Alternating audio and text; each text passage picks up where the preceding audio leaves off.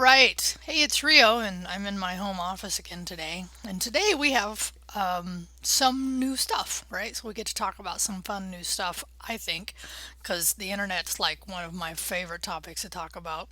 But before we get there, let's go ahead and bring up your class doc, your classwork doc.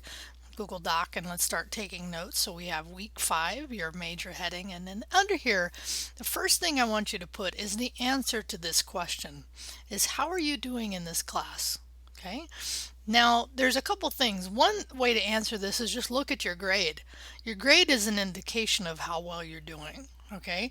Now, if your grade is not where you want it to be, then you just need to make sure that whatever it is that's keeping you from submitting work, whether it be a technical issue, or whether it be a time issue, or whether it be a combination of things, whatever it is, just figure out how to get out of this class what you want, both from a grade perspective and from a knowledge perspective, right? So, because the idea is that we give you skill, and obviously we're going to give you a grade, right? Grade may not always indicate the skills that you have gotten out of the class, but most importantly, in your classwork doc, just give me, or your classwork Google Doc, just tell me, how are you doing in this class? And if you're happy with it, or if you are like, no, I'm having these kinds of challenges, I want to hear about that. And if it's my IT lab, then you know what I'm going to say about that, right? Contact them. Now, if you're not getting support as you need from my IT lab, then, I want to hear about that because that's part of what I will work with our local rep on. But I haven't heard that yet from anybody in this class. Okay. All right. So today we have a couple things I want to go over as far as classwork. So we'll turn to that. And then you'll have a couple of other videos and then one little hands-on type thing that I want you to do. So first, let's get into the topics that I've lined out. So one thing that I've said I think it was actually in week 1 that I've noticed some people have forgotten, right? Is that on the quiz questions when they're asking to match, the format is always capital letter, B, comma, space, next capital letter, whatever your answer is. So no matter what it's asking you, the answer is always going to come in the form of a letter, it capitalized, comma, and then the next answer. Okay. Now, if you don't get this and it marks it as wrong, even though you may have correctly matched the concepts or whatever it was asking you to do. So keep in mind that you need to make sure that you've done that correctly so that the work you do gets marked as correct. Okay. Because I've mentioned it, even though, I don't go back and look at each one.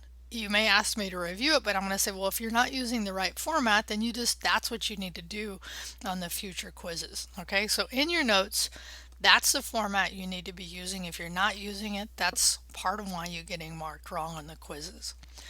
All right, so the other thing is on print screens. So from now on, make sure your print screens, if you're doing them for either hands-on, which would be mostly the Code Academy stuff, or for the My IT Lab, which I'll talk about the My IT Lab a little more in a second, but have to include the following.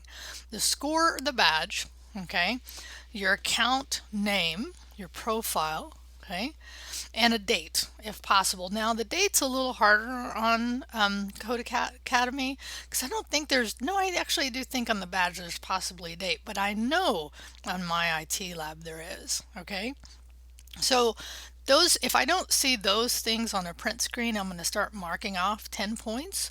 So make sure that you include that in your print screen. Now, talking about my IT lab, because you take a print screen of the same part of the screen that just ends up having each one that we cover, you can do the following. Have a major heading like Word Chapter 1, comma, Chapter 2 as we go through, and then just replace for each one of them the print screens. So first time you do it, you only have 1 score. Second time you do it, you'll have 2 scores. So you can just, instead of having different ones, just replace the one at the very top. Okay, so you could end up with just one for all four word assignments, and then you'll have one for a lab test, which I reminded you about last week, and then we start into our next topic. Okay, so that's just one way. You could do it the way I showed in that other video, but if you want to, you can do it this way as well. So the other thing is on the in the course, I talked about that I gave an example of how to do the late points return sheet. And then I ended up, somebody told me in chat, which by the way, if you're not in chat, totally should check that out.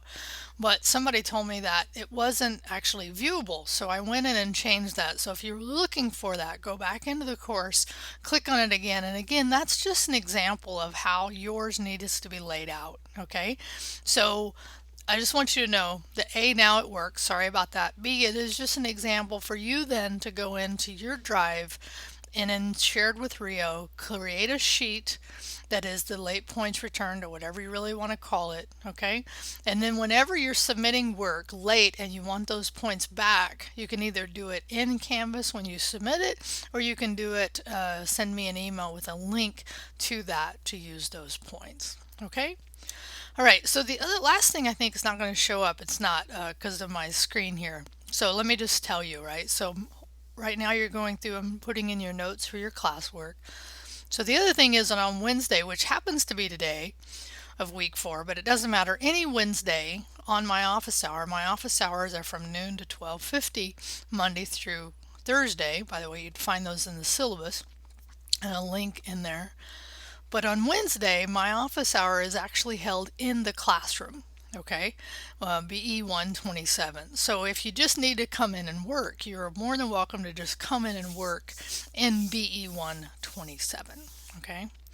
All right, so that's for that part. So that's your class topics. Now the second thing you need to do, and I want a new heading here, is internet speed test.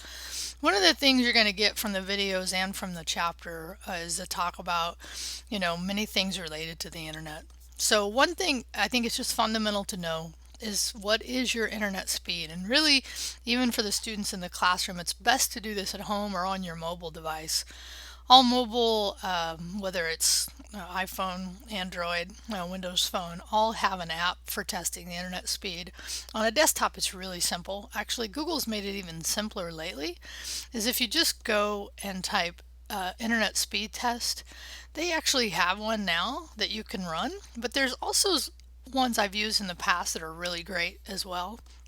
So you can use whichever one. So you'll need to run it, and I won't do it now, but I have run it. Right? And then this tells you your internet speed, which for me, I use Comcast and I use a really great Wi-Fi router. So even though I'm on Wi-Fi at my house right now, I have really good speed. And this is something we're going to talk about in the future, that there's this upload and download. Most of the time we're downloading when we're browsing the web. When we go upload, that means we're placing pictures up on Facebook, uploading things into some cloud service. This is upload, right? So just take a print screen here and then place that in your Google Doc. Okay, so that's your second item, is do an internet speed test. You could do this from your mobile device if you want. It's always good to know what those speeds are. You will get a different speed based on the kind of connection you have, which is something we're going to talk about in the future weeks, but it's just good to know that this is true. Okay, so that's your second. So you have another major heading that says internet speed test. So the other thing you'll need to do is you'll have 2 videos I've linked into Canvas. So let's go ahead and just take a look at those real quick. Okay, so in Classwork for week 5, I've placed in here 2 additional videos from a wonderful organization called code.org. So you will have internet, wires, cables, and Wi-Fi. That'll be a heading. Watch this one. And then you'll have HTTP and HTML.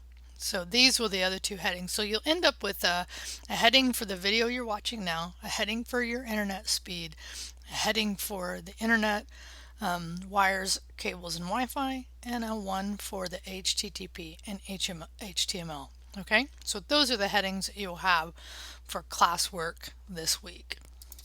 All right, so I think that was it.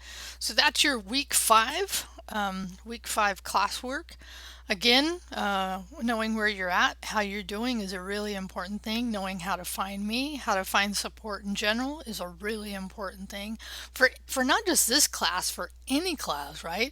If you're struggling, there are services on campus to help you. There are tutorial services. There are all kinds of services that you need to make that are available to you. You just need to find out about them, right? Which part of that is just talking to people about some of the challenges you may be facing. So know that that's there, know that you can take advantage of it, and have a great rest of your week. Peace out.